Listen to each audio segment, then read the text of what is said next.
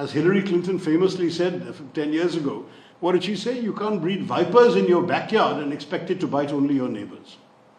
It's the old classic lesson of Dr. Frankenstein. You build a monster, it leaves your control. We cannot talk to people who are pointing a gun at our heads. And frankly, until and unless there is a serious effort being made by Pakistan to dismantle the infrastructure of terrorism, to arrest some of the well-known figures who are on not only the United Nations Committee's list, but even in the US State Department's designated terrorist list. If they can't be arrested, if their bank accounts can't be frozen, if their training academies, training camps can't be shut down, if all of these things won't be done by Pakistan, why should we talk to them? It's very simple. I mean, if your neighbor attacks your children with their attacked dogs and then says, let's talk, will you talk to them until they put away the attacked dogs or euthanize them or lock them up in a kennel or leash them at least? They've done none of those things. So for us, the message was very clear. No, we're not going to talk. And the reason we're not going to talk is because of the way they're behaving, not because we don't like to talk.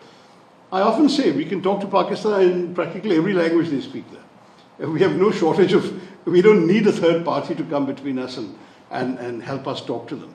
But we won't talk to them until they give us some indication that they're worth talking to. I pointed out the entire experience of 2003 to 8, which was the peak of dialogue between India and Pakistan. Relations were good, there was open dialogue going on, and there was back-channel talks between Prime Minister Manmohan Singh's envoy and General Musharraf's envoy. In 2008, President Zardari's government came to power on a pro-peace with India platform.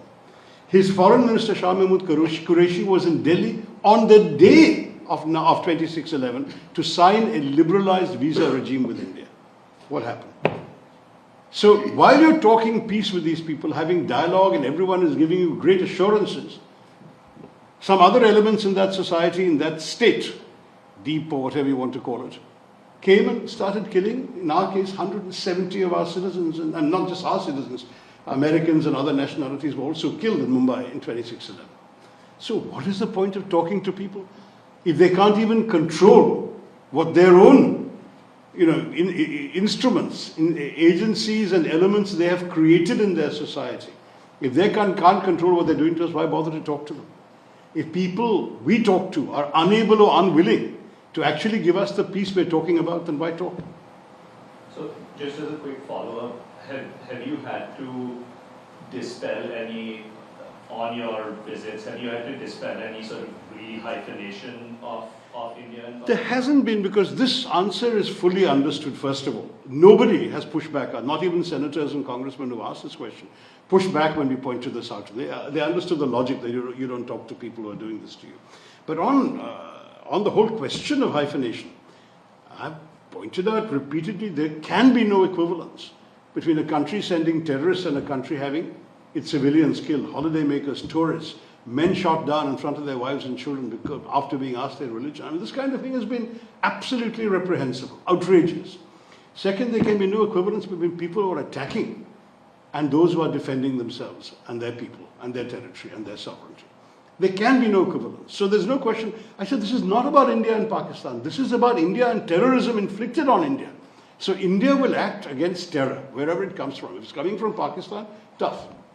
They should deal with their own problems. And then they are going around, I understand, this delegation, saying, oh, but we are also victims of terrorism. We have lost more lives of terrorism than India has, and so on. The question we turn around and say, whose fault is that? As Hillary Clinton famously said 10 years ago, what did she say? You can't breed vipers in your backyard and expect it to bite only your neighbours. It's the old classic lesson of Dr. Frankenstein. You build a monster, it leaves your control. That's why they're now getting terrorist attacks by the Tehreek-e-Taliban Pakistan. But who created the Taliban from which the Tehreek-e-Taliban broke off? We all know the answer to that. So let Pakistan look inside itself. Let it do some serious interior reflection before it goes around pleading innocence and deniability and everything else.